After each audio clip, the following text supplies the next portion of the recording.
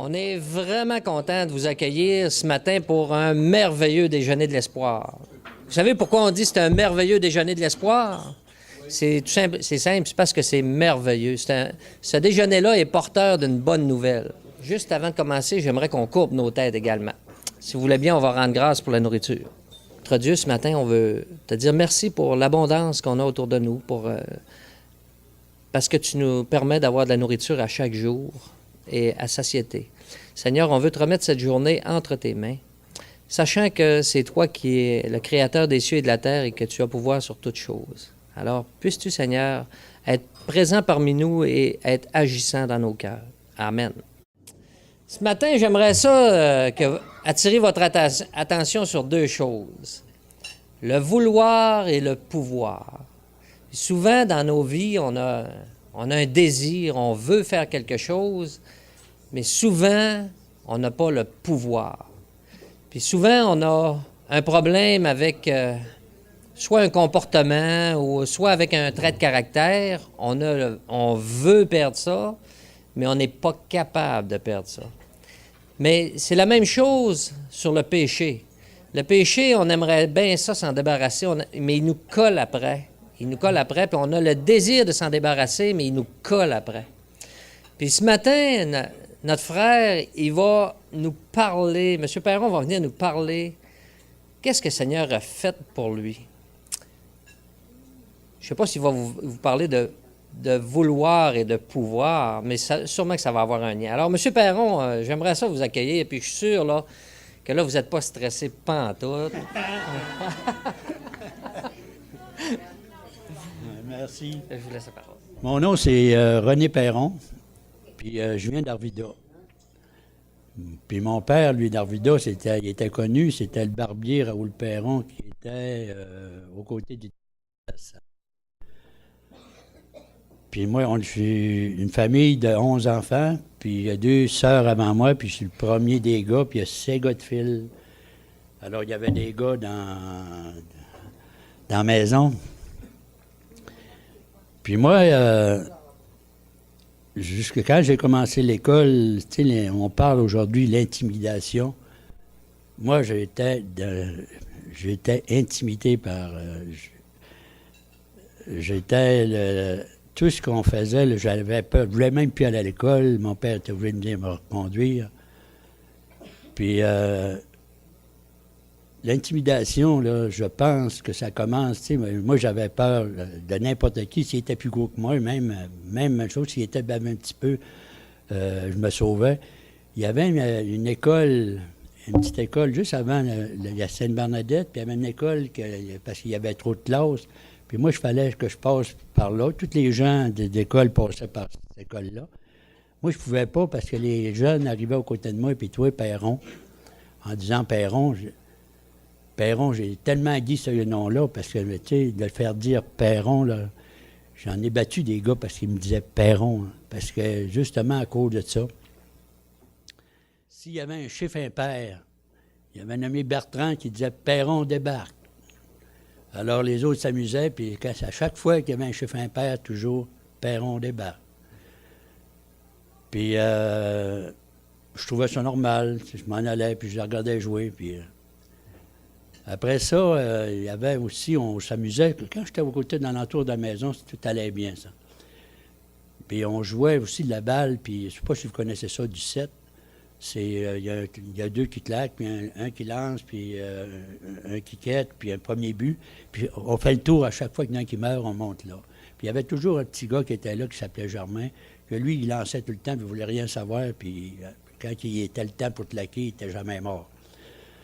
Alors moi, toutes ces affaires-là, je vous compte ça parce qu'il y a quelque chose qui arrive avec ça.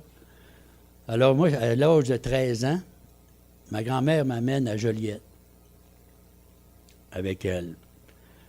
Puis rendu à Joliette, 2 jours après, elle dit d'aller m'informer, il y avait une piscine pour les jeunes.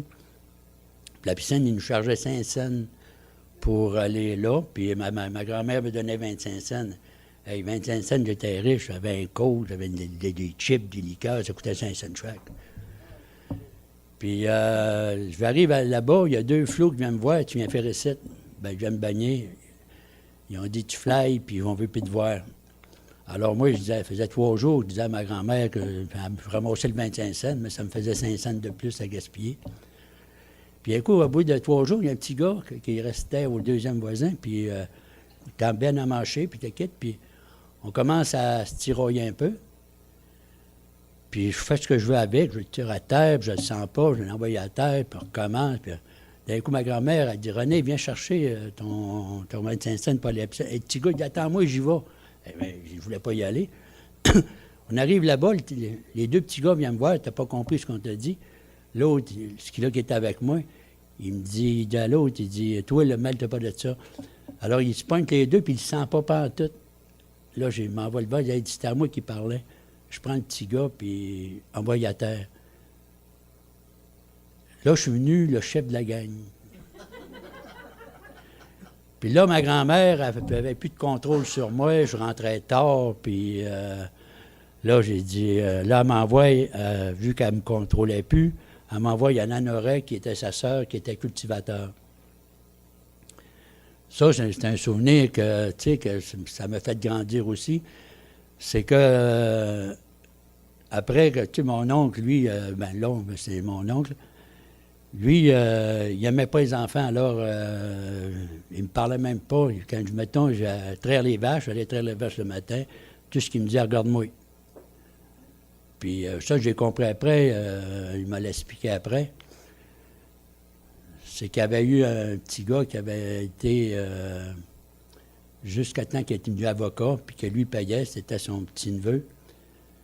Puis il attendait, il était reçu comme avocat, puis il allait à sa rencontre, puis son petit gars, il était prêt à traverser la traque, puis le chemin de fer, puis le train le faisait juste avant les autres. Alors lui, il a promis de plus jamais s'attacher à personne. Alors c'est pour ça que lui, il voulait rien savoir de moi. Puis juste avant de partir, j'étais là 1 mois, juste avant de partir, je voulais faire le foin avant de partir. Puis moi, j'avais peur, tu sais, le soir, j'avais peur.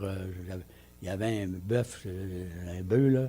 Quand il me voyait, il partait après moi. Tu sais.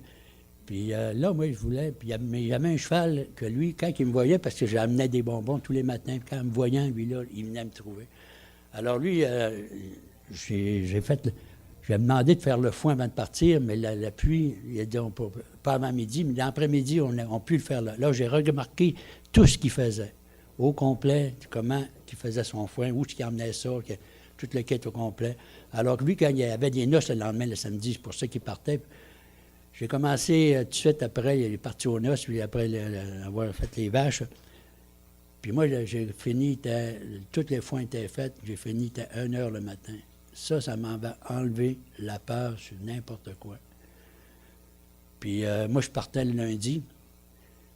Puis en partant le lundi, là, j'étais dans le train. Puis là, je repensais tous les flots qui m'avaient bavé, que je voulais les pogner un par un. En débarquant du train, tu sais, ce que je vous disais, Germain, que lui, jamais qu'il débarquait parce qu'il lançait, rendu à mon tour, quand tu fais la vache, puis là, il y en a un qui meurt, tu avances, puis le premier but, là, j'arrive pour lancer. J'ai dit, là, tu vas faire comme les autres, tu vas aller. Il part à rire. Il y a eu une petite volée. Sa mère est venue me voir, après, il s'est allé chez eux, sa mère est venue me voir, puis là, j'ai expliqué la situation. Là, sa mère avait dit, il méritait ça. Mais moi, l'école commençait dans 2 jours. C'était dans 2 jours que j'avais hâte. Je pensais rien qu'à ça. De voir toutes ces baves-là qui m'avaient bavé, puis le kit, tout ça, puis j'avais hâte de voir.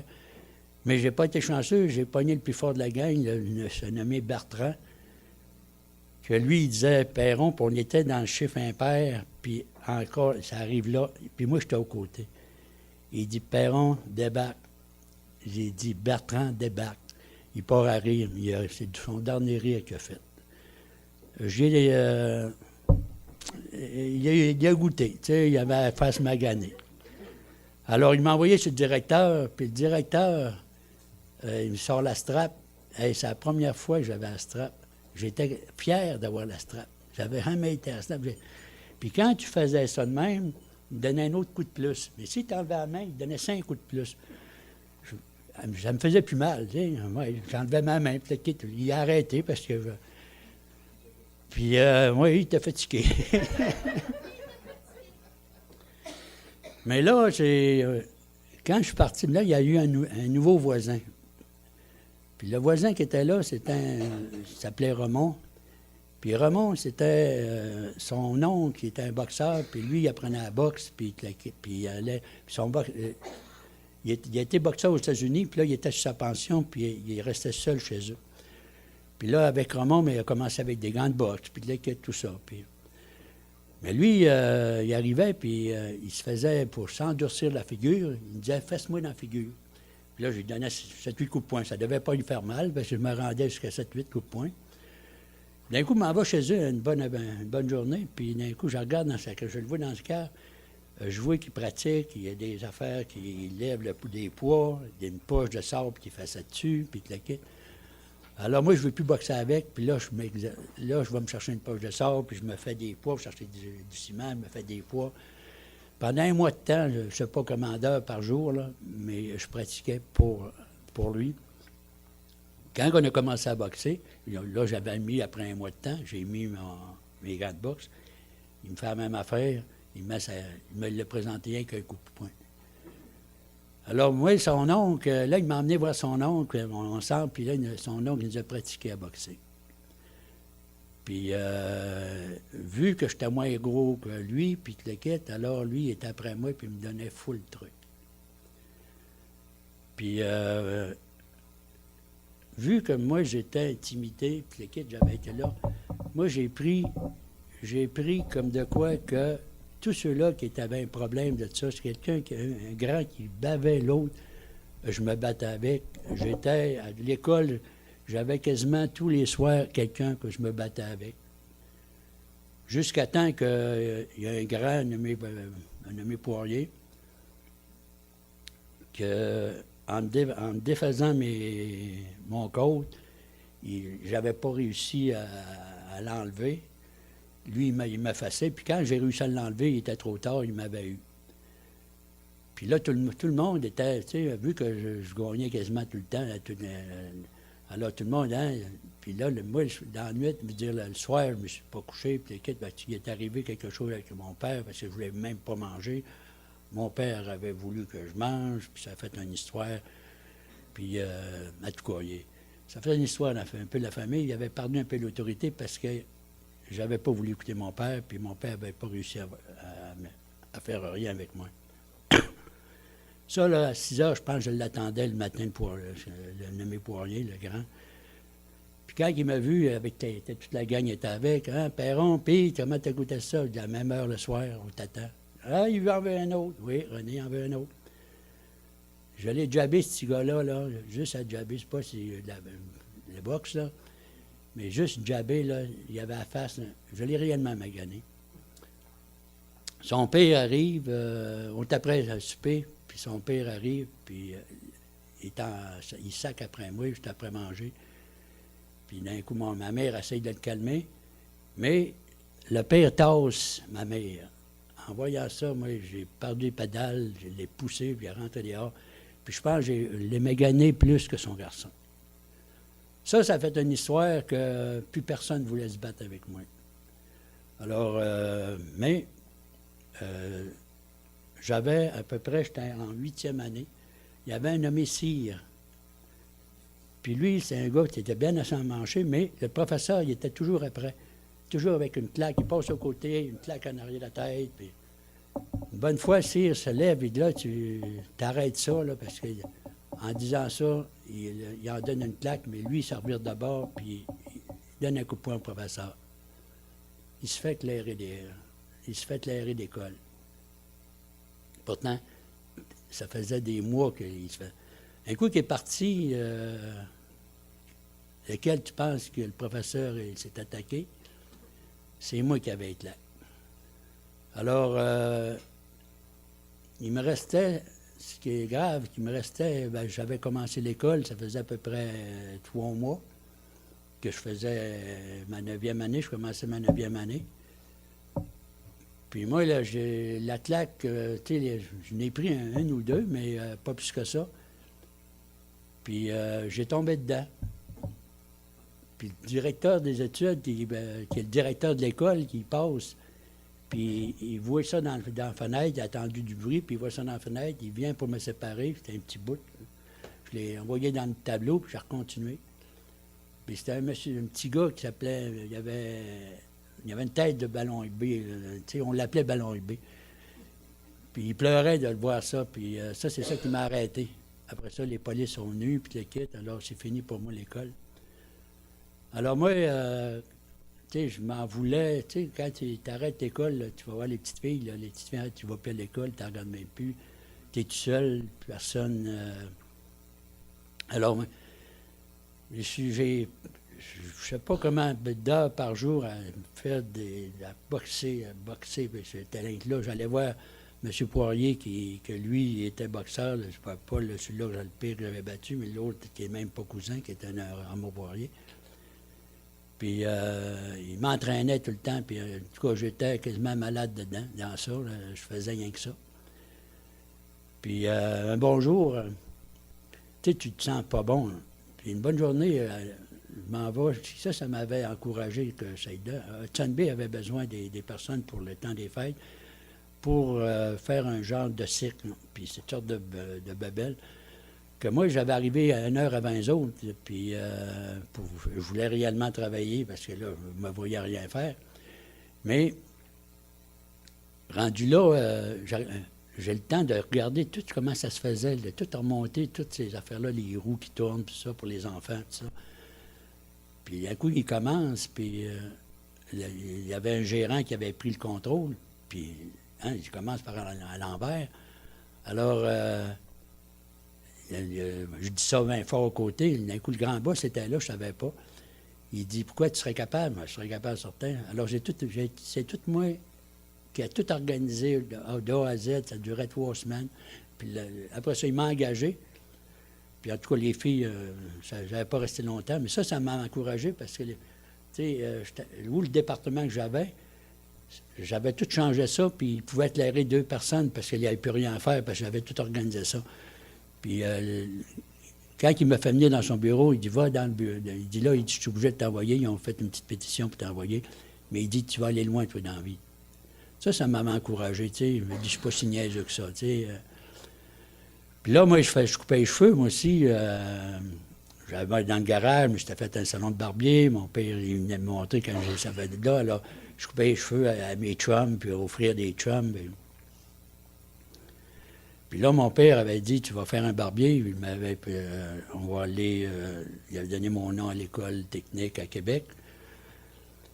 Mais avant, j'avais été travailler en Abitibi. J'ai fait la traque à Abitibi chez Bougamou. Puis là, il arrivait une couple d'histoires dans ce bout-là, là, mais ça ne vaut pas la peine. Puis rendu à Québec, mais là j'étais...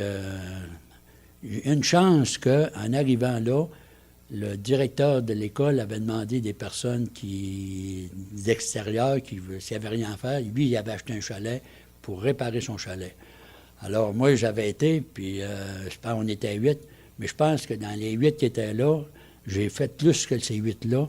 Les autres, il y avait les 2 petites filles du directeur qui étaient là, qui s'occupaient plus des petites filles. Alors, puis moi, je travaillais. Ça m'avait donné... j'y étais il y a plusieurs fois. Quand il passait, René, tu viens-tu? L'ouvrage au chalet, j'y allais tout le temps. Mais lui, j'allais directement au directeur. Si je n'aurais pas fait ça, ça ferait longtemps que j'aurais été dehors, j'aurais même pas fait mon cours. Puis parce que le directeur m'envoyait, il y avait toujours des petites chicanes, puis toutes sortes de petites affaires, parce que là, j'étais un petit peu... Puis une fois, une petite histoire, c'est que il disait tout le temps que je coupais les cheveux pas assez courts. Puis là, je préféré un petit gars, puis sa mère était là, puis une mère qui est assez costaud. Puis il vient me voir, puis c'est pas assez court. Alors, je prends le petit gars, puis j'enlève tous les poils. Il était bien rosé. Alors, il m'a envoyé sur le directeur. Puis là, le directeur dit, pas encore une fois, René, qu'est-ce que j'en fais? Qu'est-ce que tu as fait encore? Le petit gars passait dehors. J'ai dit, gars, il part à rire, puis il n'est plus capable de s'arrêter de rire. Oui, mais il dit, René, qu'est-ce qu'on va faire? Qu'est-ce qu'on va dire? Ben, il dit, donne-moi une semaine de congé. Ah, tu sais, c'est vrai, il n'était pas d'ouvrir à la maison, à ton chalet. J'ai été une semaine à son chalet. Il m'a donné parce que ça me prenait toujours une excuse, parce que là, s'il n'aurait rien fait, le professeur il aurait dit ce qui se passe. Alors, je suis venu Barbier. Je suis rendu à Chicoutimi, je travaille avec mon père. Mais j'étais aux côtés d'un théâtre. Un théâtre, il y avait une petite fille qui travaillait là.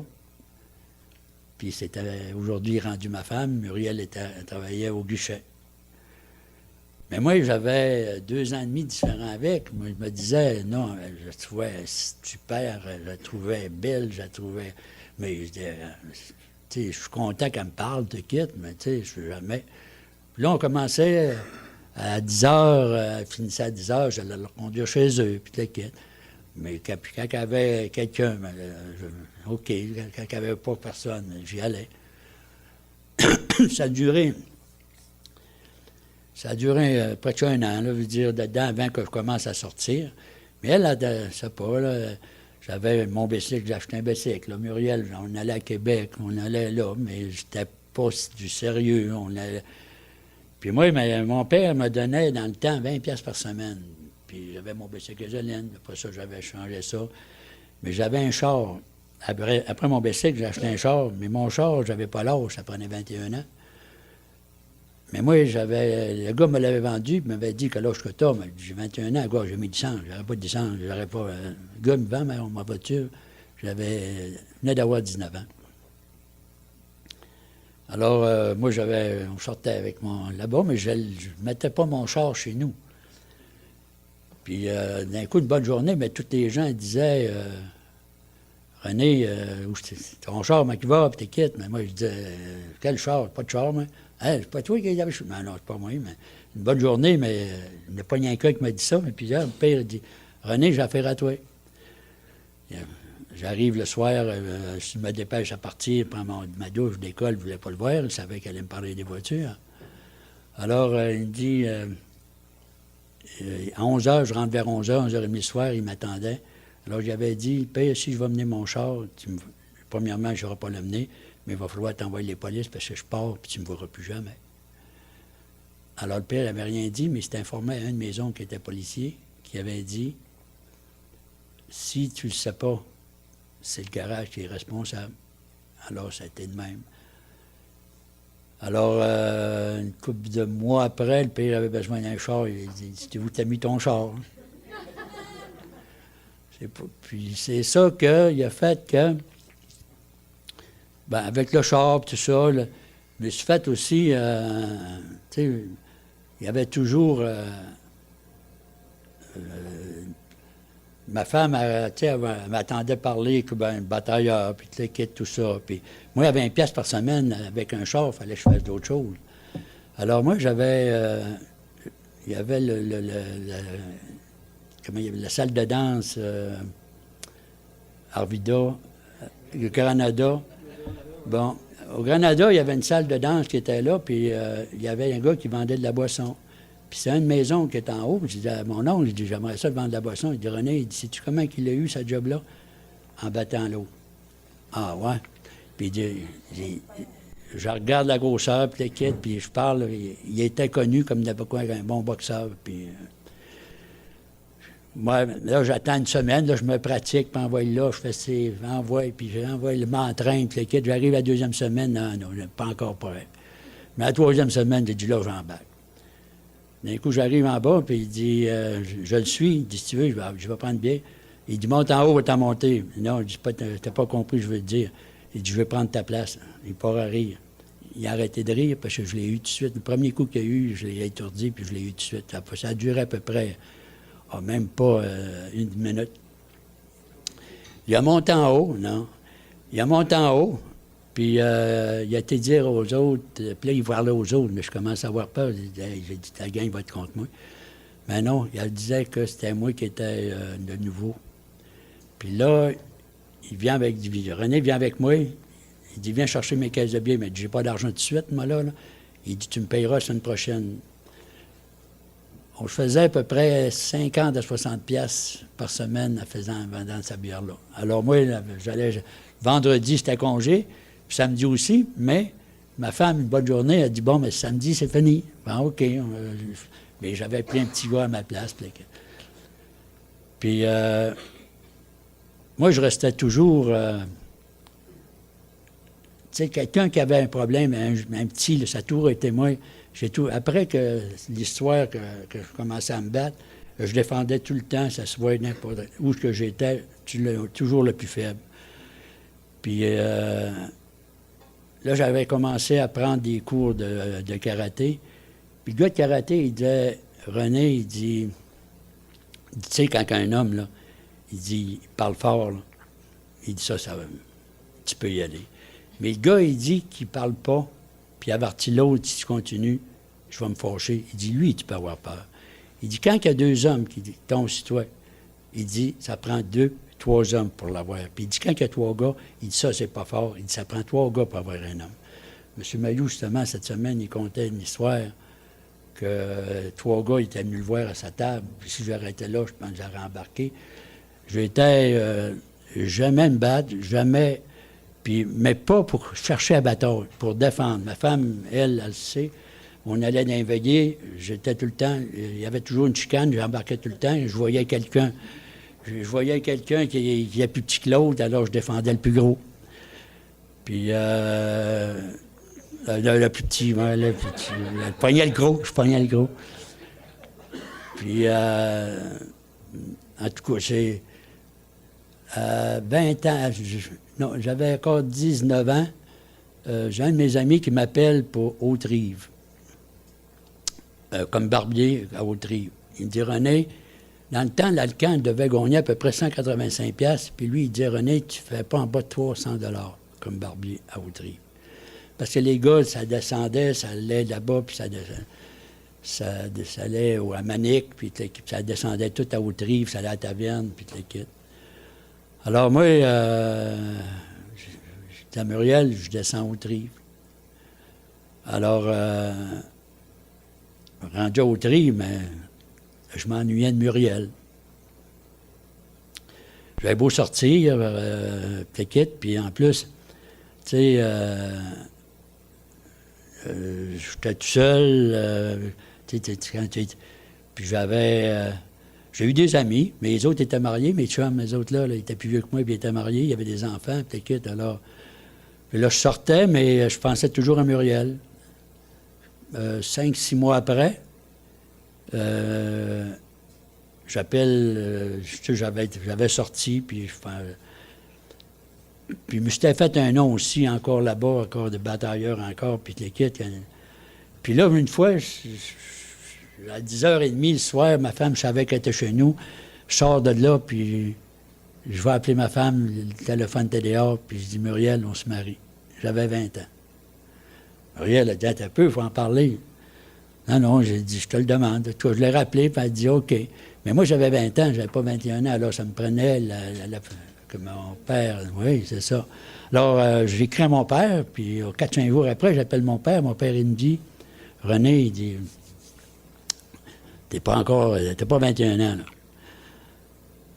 Il n'y avait pas de... En tout cas, il dit, on en parlera. Alors moi, j'avais un Gilles Perron qui avait là-bas. J'ai dit, moi, si j'arrive avec un char, un gros char, j'avais été voir un gros Chrysler avec la roue en arrière, convertible. J'ai dit, même que mon père voyait ça, là, il va dire, j'ai dit, c'est ça, ben, je me marie, le père, pour moi, il va dire, marie-toi. Mais quand je suis arrivé là-bas, le père avait changé d'avis. Il a compris que c'est pour moi, là, c'était mieux de me marier. Alors, on s'est mariés. Puis, j'avais eu ma fille, ma plus vieille, là-bas.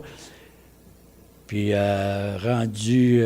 ça faisait 3 ans qu'on était là. Puis là, j'avais décidé d'ouvrir un salon de barbier à Rivière-du-Moulin.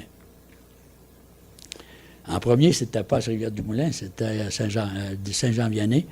Mais j'avais été pris par un gars qui faisait pour parler à radio, puis il me questionnait sur le bord des routes. Puis j'avais dit ça, que je voulais m'en venir ouvrir un salon là. Plein d'appels pour me dire, si tu viens pas chez nous, on va pas chez vous. Je me disais, OK, c'est correct. Puis là, j'ai été barbier là à peu près une dizaine d'années. Le barbier, mais entre ça, dans le dizaine barbier, c'était pas juste barbier. 3 ans après, j'avais un restaurant, j'avais une épicerie, j'avais une salle de poule. Puis avec Marcel, j'avais un autre restaurant à Alma, avec un champ de golf. Alors, j'étais pas souvent chez nous.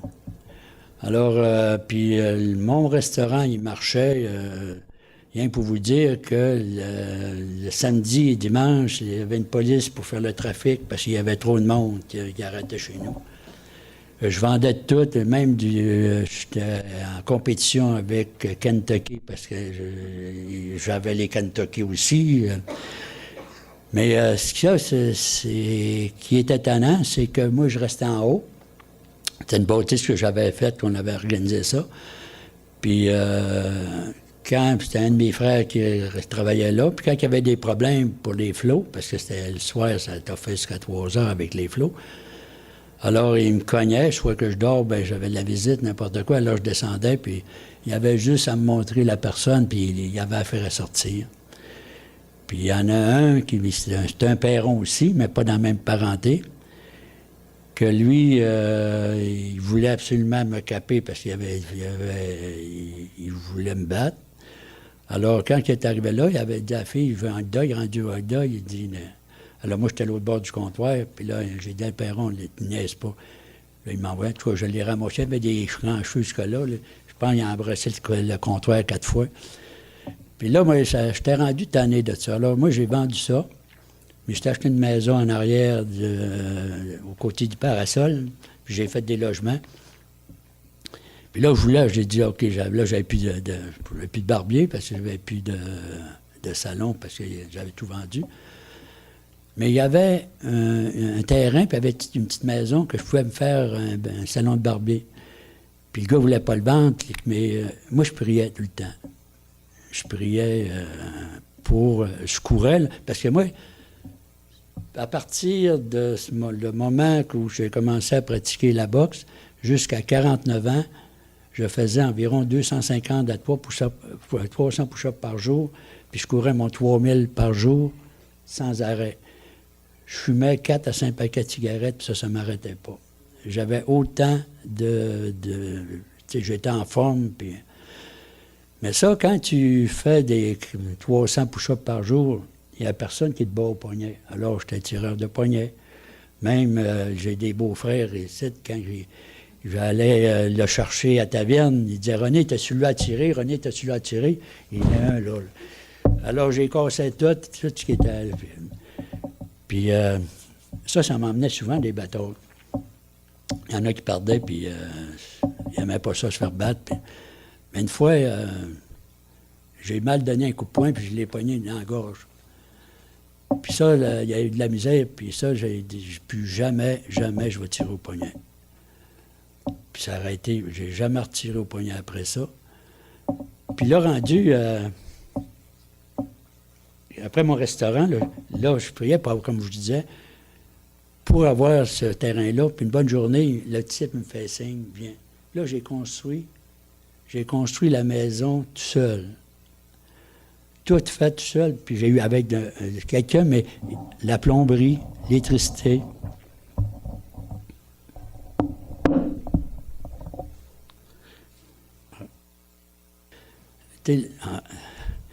Puis c'est là que j'ai commencé à apprendre, parce que faire la plomberie, il y avait quelqu'un qui venait me montrer à faire la plomberie. Alors j'ai tout fait de l'électricité de mon petit bloc. J'avais fait tout un petit bloc, il y avait un salon de barbier, un salon de coiffure, puis 2 petits logements en bas. Puis ça, j'avais... tout ce qui me manquait, c'était l'électricité. Alors moi, la plomberie, j'avais appris la plomberie, il me restait l'électricité. Tu sais, c'est pas comme aujourd'hui. Ça te coûtait 15 ou 18 piastres pour avoir ta carte d'apprenti électricien. Alors j'avais été chercher ma carte d'apprenti électricien et j'avais été travailler pour mon chum parce que là, j'étais correct pour faire ça, j'étais correct. Puis je voulais construire mes blocs, tout faire au complet. Alors, j'ai acheté des blocs, j'ai des vieux blocs, j'ai refait un coup. Mais ça, dans l'électricité, j'ai été 8-9 mois, puis j'avais fait une 400 ampères. Puis là, il me restait une maison, puis là, j'ai fait ça durant les fêtes. Avec J.A. Bellé qui était là. Puis là, j'avais donné ma démission. Puis là, j'ai commencé à faire mes blocs.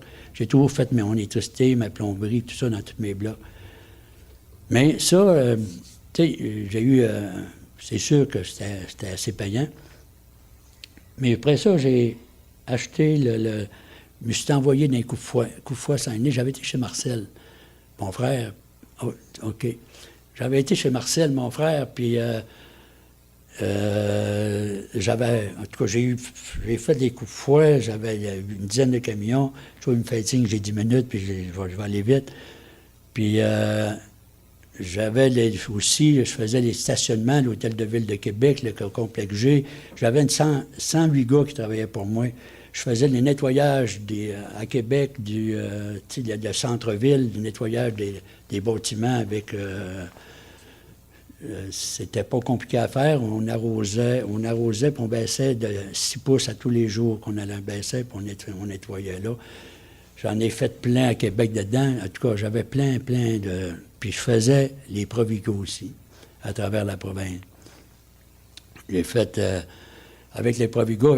Alors moi, j'avais tout ça en même temps. Puis, là, c'est venu trop. Là, c'est venu que je travaillais tout le temps. Puis une bonne journée, mais avec le stationnement, j'ai perdu peut-être parce que j'étais pas là, puis j'avais engagé un ingénieur, puis il m'a fait part de 400 000. Alors ça, moi, ça m'avait donné une claque. Puis là, j'ai dit non. J'allais à la secrétaire, j'ai dit, qu'est-ce qui est plus payant? Moi, je faisais les églises à travers la province. On réparait les clochers, puis moi, j'avais des infiltromètres qu'on met n'importe, qu'on enlevait tout l'air qu'il y a dans la maison pour pouvoir voir où était l'erreur. Des maisons R2000, c'est moi qui, partout à travers la province, il m'envoyait pour les maisons, vous donner le certificat des maisons R2000. Il y a eu les maisons de Miouf, c'était encore la même chose, il fallait passer, il y en a qui enlevaient la Miouf, mais l'autre, il fallait tout isoler, alors il fallait passer l'infiltromètre. Alors j'avais une équipe qui était dans ça. Alors moi, je vidais l'église, alors tout on prenait... Puis c'était facile d'avoir des contrats d'église. Mon frère vendait des contrats. On lui disait, ça ne vous coûte rien si vous continuez à payer le même chauffage, ou bien on vous bouche à grandeur, puis vous me payez toujours la même chose pendant 5 ans. Les autres comprenaient que c'était de l'argent, alors ils nous donnaient de l'argent. Alors les églises, on faisait ça. Mais une bonne journée, il y a un gars qui vient réparer un clocher, puis il fait 2 fois plus d'argent que moi. Puis juste en clocher, ils sont là quasiment 15 jours avec des grosses machines. Mais moi, j'ai dit à mon frère, parce que c'est lui qui allait chercher les contrats, j'ai dit, je fais les clochers avec. Mais moi, les clochers, là, je ne montais pas comme le monsieur. Les autres, un clocher, on va vous le dire comment ça se passe. Faire un clocher, c'est de 40 à 50 000 $, même 52 000 que j'ai là. Puis un qui peut savoir, c'est Paul. Puis moi, j'étais à 15 000 $. Je savais que les autres étaient 50 000. Mais moi, à 15 000 $, moi, je prenais une semaine à 2 hommes. Aujourd'hui, on était supposé je voulais montrer ça à un site là-bas, j'étais supposé de prendre, de vous montrer ça, comment on montait. On montait il y a toujours un fil de paratonnerre qui est après le clocher. Alors, moi, je montais jusqu'en haut, on accrochait après la croix, un coup accroché, je descendais. On avait 2 chaises attachées après les croix. Puis, on faisait le clocher. Une semaine à 2 hommes, je faisais le clocher.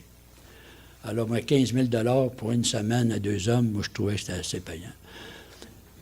Là, je travaillais à Portland, à Québec, puis d'un coup, mon frère Marcel, lui, là, je suis rendu là. Mon frère Marcel, il était chrétien. Puis moi, on était souvent là. Puis là, quand il a accepté le Seigneur, j'allais chez eux, puis il me parlait juste de ça. Assez qu'il a arrêté d'être mon chum. Je n'allais plus chez eux, parce que là, j'étais tanné. D'un coup, une bonne journée, Paul Dugal, je ne sais pas si vous connaissez, lui, il s'était fait soigner par Marcel, puis, parce que Marcel, mon frère, il était chiro. Puis une bonne journée, il rentre le soir, puis il dit, « René, il dit, je suis sauvé. » Ah non. Là, j'ai dit à Marcel, j'ai dit à Paul, j'ai dit, Paul, j'ai dit, écoute-moi bien, je vais te dire, si tu n'arrêtes pas si tu m'en parles, prends ta valise puis va-t'en, je veux pas que tu m'en parles. Tu comprends? Ouais, il dit, OK. Mais il m'ouvrait toujours la Bible. Puis moi, ça, c'est arrivé en hiver. OK? Puis ce que je faisais là, je travaillais au diocèse de Québec. j'avais plus d'hommes, j'avais tout slacké mes hommes, puis l'hiver, on ne travaillait pas dans les églises, de temps en temps, là. Mais là, moi puis mon frère, j'avais engagé mon frère, j'étais 3 mois là, presque 3 mois au diocèse de Québec, puis l'église, toute la chapelle, si vous allez voir la chapelle, c'est tout moi qui ai tout rénové ça, la chapelle de A à Z. Ça faisait des années depuis qu'elle existait, alors j'ai tout refait, les fenêtres, tout ce qu'il y avait dedans, tout ce qu'il y a, réparer les statues, tout ce qu'il y avait là. Puis au diocèse, ils ont, pour travailler, ils ont une boutique, comme il n'y a pas une place où il peut y avoir autant d'outils que ça, il manque de rien. Alors moi, un coup, Paul, justement, il travaillait. Alors, une bonne journée, Paul me met la Bible sur le bord de la toilette, sur le bord du bain, puis moi, je la fermais tout le temps. D'un coup, en fermant, je vois les 10 commandements de Dieu. Tout de suite, je me dépêche, puis j'arrive aux 10 commandements de Dieu. Alors, les 10 commandements de Dieu, moi, ce que j'avais appris, c'est un seul Dieu t'adorant, il aimera parfaitement. Mais là, c'est pas ça. Tu ne feras pas de statue. Aucune représentation. Tu t'agenouilleras pas devant cette statue. Alors moi, j'ai dit, ça se peut pas. J'ai dit, là, je l'ai pour faire débarquer mon frère dans ça. Puis Paul, j'arrive, j'ai hâte d'arriver le matin. J'arrive, je m'en vais direct à Gros-Micelle. Qu'est-ce qu'il dit? Tu ne feras pas de statue, aucune représentation de ce qui est en haut dans le ciel. Ça se peut pas. D'un coup, il y a un évêque qui arrive là, il vient faire génuflexion dedans en passant devant le... Hey, j'ai dit, viens ici. C'est bien les 10 commandements de Dieu. Tu ne feras pas de statue, aucune, tu t'agenouilleras pas. Puis qu'est-ce que tu viens de faire là? J'ai dit, c'est quoi ça veut dire? Ah, il dit, ça veut dire la même chose. J'ai dit, moi, c'est pas les 10 commandements que j'ai appris. L'après-midi, je vais faire une raille en voiture. Puis, en s'en allant, il parlait justement, il y a un programme qui parlait du Seigneur, puis il disait que le peuple de Dieu était les Juifs. Alors moi, en rentrant là-bas, c'est marqué « Église catholique romaine ». Ça m'a frappé. Le peuple de Dieu, comment ça se fait que Pierre, arrêtez le chef des Romains, ça ne marche plus l'affaire. J'ai dit, non, là, moi, je peux vous dire une affaire. Quand je suis arrivé chez nous, je vais vous montrer une affaire. Ça, sa Bible-là était flambant neuve. Ça, c'est la Bible à ma femme qui avait acheté, puis elle n'est jamais servie. Dans sa Bible-là, il y a l'encyclopédie de tout ce que la religion catholique a. Alors, si je commence ça, de ce que la Bible dit, ce que l'Église catholique dit,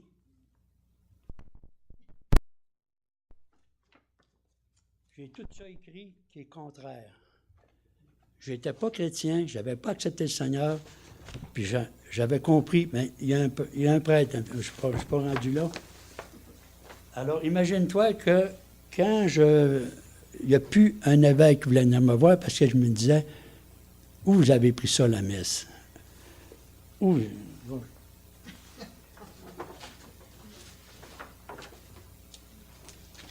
Ils disent dans ce livre-là que l'Église enseigne, à page 32, Dieu a parlé aux hommes par l'Écriture et par les traditions. Un catholique, ils disent, ça a 2 sources de foi divine, l'Écriture et la tradition. À page 85, il dit, où qui ont inventé la tradition, ont inventé la tradition comme exemple. Dans 2 Thessaloniciens 2,15, demeurez fermes et retenez les enseignements. Puis il dit, prends comme modèle les paroles véritables. Ces 2 versets disent les traditions. Puis si on regarde dans le dictionnaire Larousse, la tradition veut dire quoi? Cérémonie de l'Ancien Testament qui ressemble et s'approche des cultes d'idolâtrie. L'importance des cérémonies, un rituel de règles à observer dans l'administration des sacrements, un ensemble de rites d'une religion qui vient des hommes. Alors, tout ça, j'ai pu un évêque qui voulait venir me voir, parce que s'il me disait de quoi, j'ai dit, pourquoi? Regarde, j'ai l'encyclopédie, pourquoi c'est marqué, c'est le baptême des enfants. Tu sais, le baptême des enfants, c'est... Ils disent que ça n'a pas besoin de foi, un enfant. Mais si on regarde dans l'Écriture, qu'est-ce qu'ils disent? Ils disent que ils crurent et ils furent baptisés. Il faut croire. Tu sais, on va vous en donner une couple de...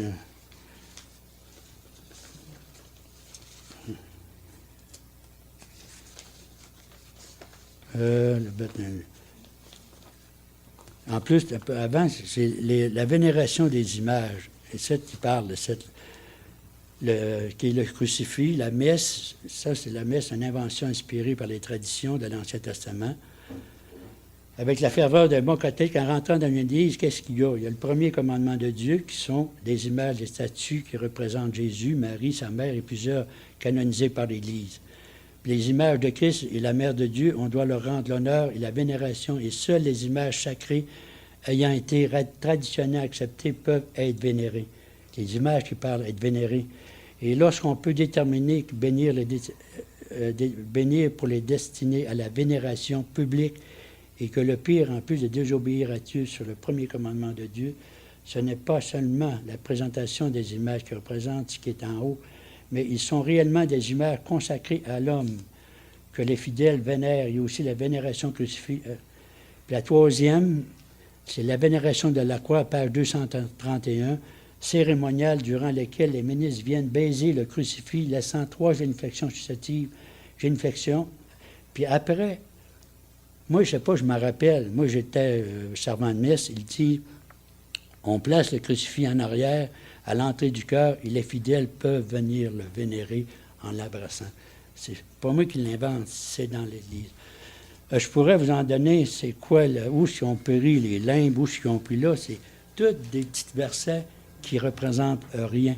Alors, imagine-toi que moi, après les évêques qui ne voulaient plus me voir, j'avais les prêtres, que j'avais toujours un surplus quand je faisais là-bas, il y avait un prêtre. Puis les prêtres, chaque fois que je les emmenais pour un surplus, je les emmenais là, puis j'emmenais toujours ma Bible. Puis juste en sortant ma Bible, il était mal à l'aise. Puis quand il me disait, là, j'arrivais avec, je lui expliquais ce que c'était ça. Puis il n'y en a pas un qui est capable d'arriver là, puis il n'était plus capable de me rien dire ou qu'il prenait ça. Parce que moi, s'il me disait quoi, j'allais là, regarde, pourquoi il me dit ça là? Ça, c'est la religion catholique. Puis un curé. Ce qui a changé ma vie, moi, avec toutes ces histoires-là, je savais que la religion, c'est pas la religion qui peut sauver. Aucune religion peut sauver. Alors ça, je le savais. Mais comment que j'ai pu accepter, comment que être sauvé? Ça, je ne le savais pas. Alors, il y a un curé on finissait à l'intérieur, puis on finissait le vendredi après-midi, puis il annonçait une tempête le soir. Mais comme on finissait, la tempête a commencé, alors moi j'ai dit aux hommes, moi, que là, on était obligé de rester là, puis on avait rappelé parce qu'on avait laissé notre motel le matin. Puis quand on a rappelé à midi pour reprendre le motel, il n'avait plus. Le curé, il a dit, venez chez nous. Puis là, on a dit de la place en masse. Alors on avait couché chez le curé, puis le matin, les chars qu'on regardait dans la route, ça en allait à peu près à 10 km à l'heure. J'ai dit, moi, je ne vais pas. Les autres, ils ont parti pareil. Alors, ils ont parti, d'un coup, j'ai dit, moi, je vais aller à Québec. On va chez mon frère Marcel. D'un coup, le curé, il dit, René, il dit, c'était samedi, moi j'avais travaillé jusqu'à midi, il dit, restons, il dit, moi je suis invité, il dit, c'est ma fête la semaine passée, puis il dit, j'ai été invité ailleurs, puis il dit, là, il dit, viens, il dit, c'est gratis, il dit, viens avec moi, on prend une bouteille de vin, là. Ah, il dit, OK. D'un coup, l'heure de 5 heures arrive, puis là, lui, il allait dire sa messe, puis là, tu vas, mais là, moi, j'étais pas prêt pour aller à la messe, hein. Il dit, ah ouais, tu viens à la messe. Alors, je vais à la messe. Puis après ça, on mange pas part, puis on y va au restaurant, puis on a du fun, puis on rit, on a du vin, puis ça va bien. D'un coup, après, il était vers 8h30, 9h, il me dit, René, il dit, comment tu as trouvé mon sermon?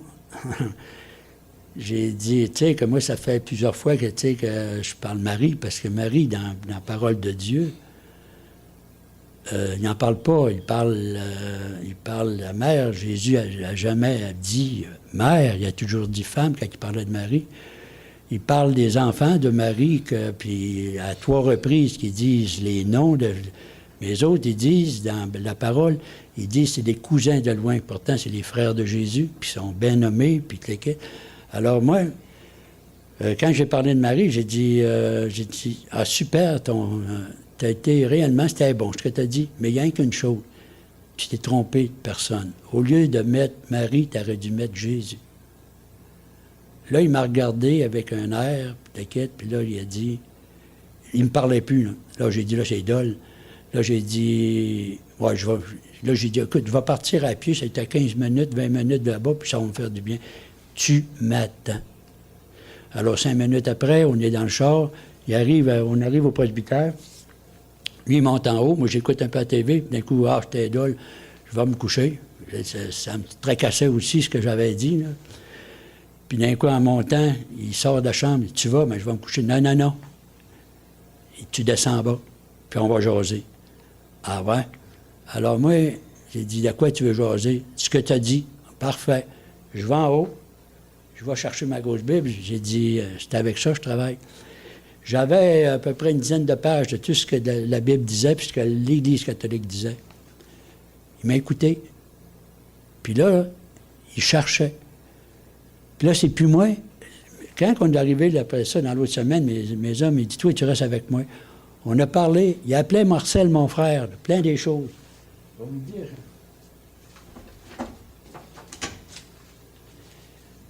Le plan du salut, là, c'est lui qui m'avait fait comprendre.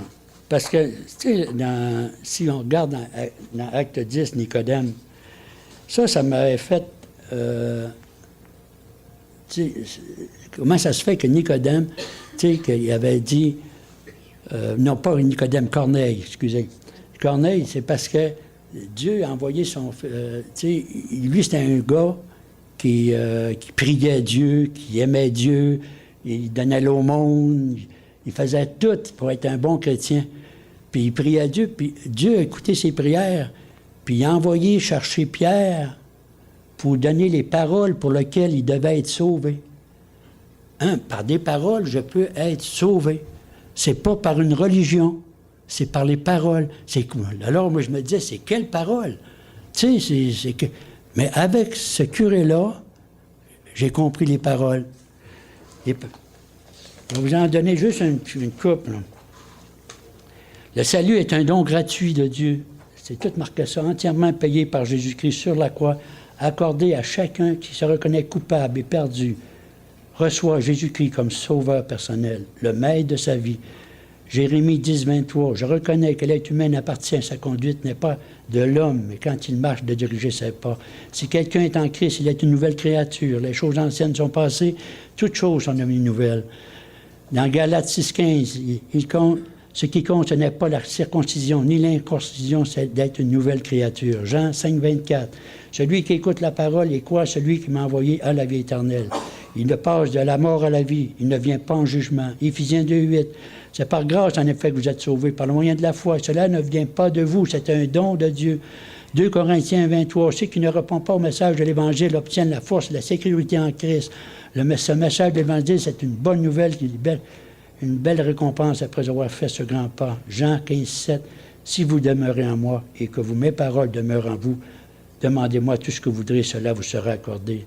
Dans 1 Corinthiens 3, 16. Ne savez-vous pas que vous êtes le temple de Dieu quand tu es sauvé et que l'Esprit de Dieu habite en vous? Dans Luc 17, 21, le royaume de Dieu est en dedans de vous. Hébreux 6, 4. Quant à ceux qui ont été une fois éclairés, qui ont goûté le don céleste, ils sont devenus participants à l'Esprit Saint, à la seconde même qu'ils ont fait ce propos, ils sont sauvés. Ils ont goûté à la bonne nouvelle de Dieu, la puissance du siècle à venir.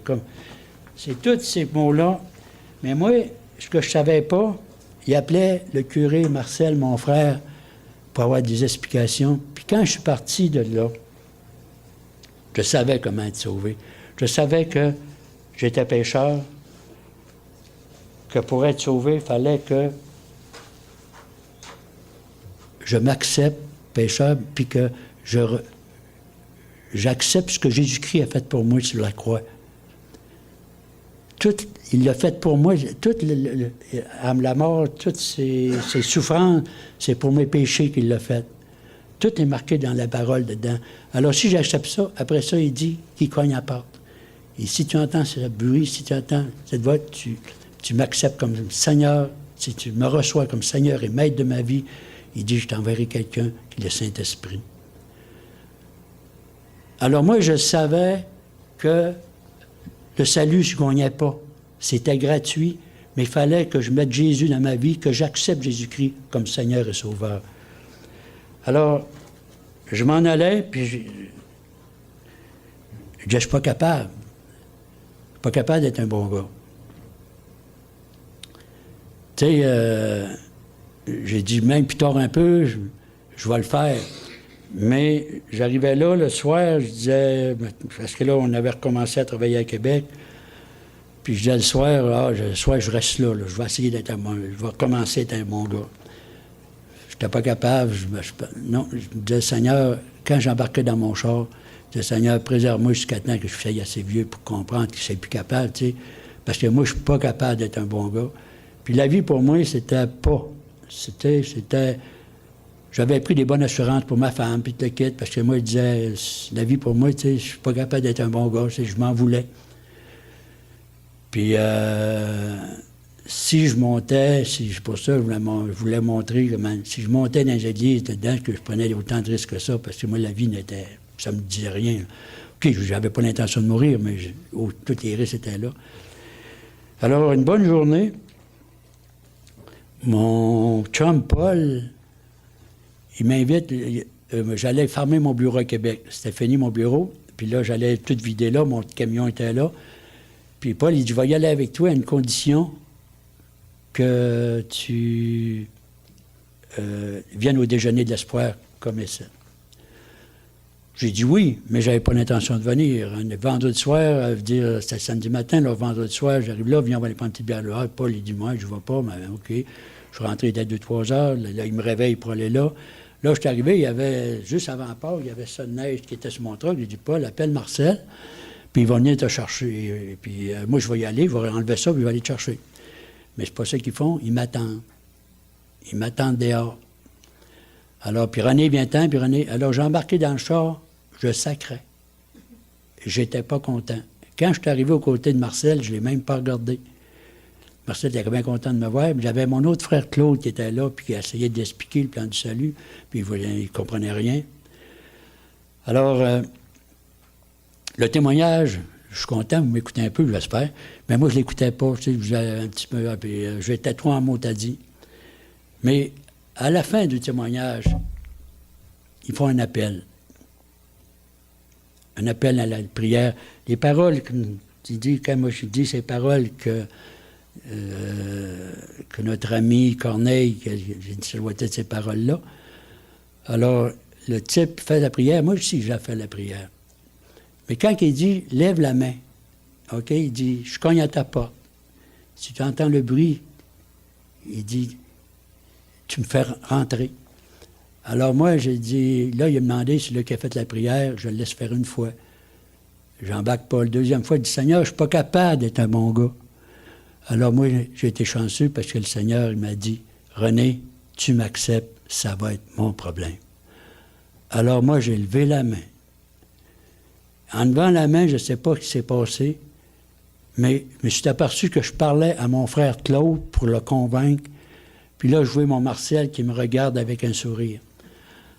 Alors, j'ai dit, René, calme-toi. Là, je me suis assis.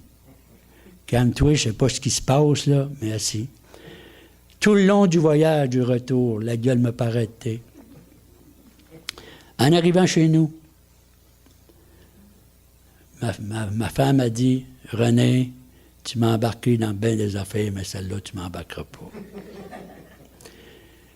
Ma fille qui est là a dit, ils ont donné une pilule à mon père. Alors, ma vie, j'ai pas tanné ma femme. J'ai eu mon garçon avec le bon gars que je suis devenu sans effort. Ma femme me regardait, elle m'appelait, j'étais toujours où j'allais partout à Québec, elle m'appelait n'importe où. J'étais à la maison, j'étais dans ma chambre, elle savait tout le temps où j'étais. C'est un peu ça qui a attiré ma femme, ou pourquoi aujourd'hui elle est chrétienne. Puis, tout ça, là, je peux vous dire une chose, c'est le plan du salut. Quand tu fais ce pas, tu as l'assurance de ton salut. Puis, ils disent ce qui est beau dedans. Moi, j'avais tout écrit ça, là. Mais les Écritures, ils disent que la Bible est voilée pour ceux qui périssent, pour les incrédules, dont le Dieu de ce siècle aveugle l'intelligence, pour resplendir le glorieux évangile de Christ, qui est l'image de Dieu. C'est alors, il dit, quand je suis arrivé chez nous, j'ai ouvert l'Évangile, pour ça j'en ouvert souvent, j'ai ouvert l'Évangile, je comprenais, j'ai lu presque toute la nuit dedans, mais je suis couché, il était 4h30 à lire la Bible. Puis je peux vous dire que encore aujourd'hui, après 22 ans, je suis chrétien, je lis la Bible. Puis je peux vous dire une chose, OK? Ce n'est pas par une religion que vous pouvez aller au ciel. Puis l'éternité en haut, c'est long. Alors si vous pouvez, faites pas comme moi attendre des années. Moi, je vais vous dire une chose, je vais vous lire une petite chose qui a changé qui m'a frappé en disant la Bible, qui était René Perron. L'Ecclésiaste, je ne sais pas si vous avez entendu parler, parce qu'avant de faire la prière, je vais vous lire ça. C'est marqué « Vanité des vanités ». Tout est vanité. Que reste-t-il à l'homme de toutes ces peines qu'il se donne sous le soleil? Tout est vanité à la poursuite du vent. Je suis venu grand, j'ai surpassé tous ceux qui étaient avant moi. Tous ces jours ne sont que tourments, soucis, tracassant son corps, qui n'a pas de repos. Il y a de bon à l'homme que de manger et de boire. Tout ce que tu as ramassé ne peut être conservé. Même après ta mort, pour ceux qui n'obéissent pas à l'Évangile de Dieu, ceux qui ne connaissent pas Dieu auront une ruine éternelle. 2 Thessaloniciens 8, 9. Quelle tristesse, ne vaut-il pas la peine de chercher Dieu? Ce mystère de Dieu, cette grâce gratuite, cette vérité, cette générosité qui va changer ta vie pour l'éternité. À l'instant que tu acceptes cette grâce, tout ce que tu feras pour le Seigneur, la semence que tu sèmeras, tu ramasseras un trésor au ciel. Chronique 28, 9, 10. Si tu le cherches, il se laissera chercher. C'est le don d'un seul Père que sa Père touche ton âme. T'as-t-il choisi? Et cette prière, je vais vous la faire. Puis je vais vous le demander de ce qu'il a fait, puis vous allez fermer les yeux, personne ne vous voit. Puis si tu lèves la prière en levant, je vais vous demander de lever la main, puis si vous la faites, tu dis « Oui, Seigneur, viens ». Et vous allez voir comment Dieu peut vous changer si vous mettrez votre cœur. Puis j'espère que vous le mettez, votre cœur, là. On se ferme les yeux. Oui, Seigneur, je sais que je suis pécheur, mais je crois que tu es venu sur la terre, Jésus, pour moi, pour mes péchés, toutes tes souffrances, tu as enduré ça pour moi. Je crois, Seigneur, que tu as fait ce pas, puis tu cognes à ma porte. Oui, Seigneur, viens, prends ma vie. Je te reçois comme Seigneur et Maître de ma vie. Amen. Seigneur, ceux qui ont fait cette prière, demande juste une fois, levez la main en disant, oui, Seigneur, viens.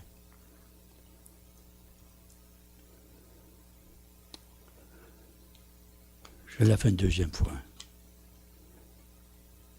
Levez la main, c'est juste dire, Seigneur, viens. Mets ton cœur.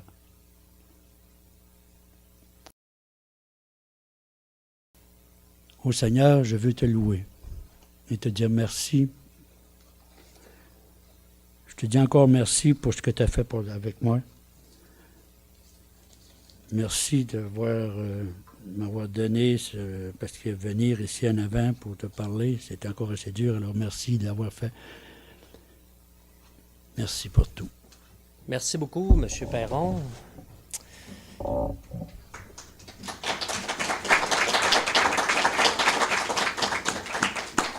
Tout un témoignage. Quand on considère ça, moi, je n'ai pas la moitié du vécu de M. Perron. Puis, il y a une chose que j'ai remarquée depuis le début, le vouloir et le pouvoir. Puis ça, c'est quelque chose qui, à chaque témoignage, c'est quelque chose qui me frappe.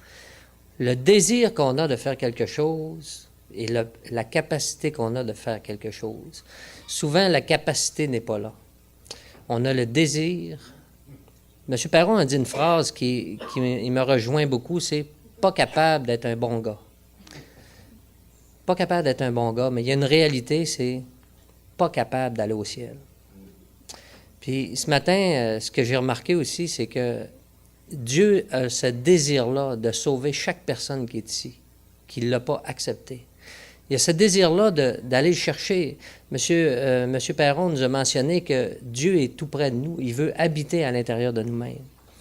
Ce que j'ai vu à travers les Écritures, j'ai vu quelqu'un qui cherchait, qui avait un cœur sincère, qui désirait connaître Dieu, qui outait. C'est quoi la vérité? La Bible nous dit que celui qui a l'amour de la vérité, ou plutôt, il y a des gens qui vont périr parce qu'ils n'ont pas l'amour de la vérité.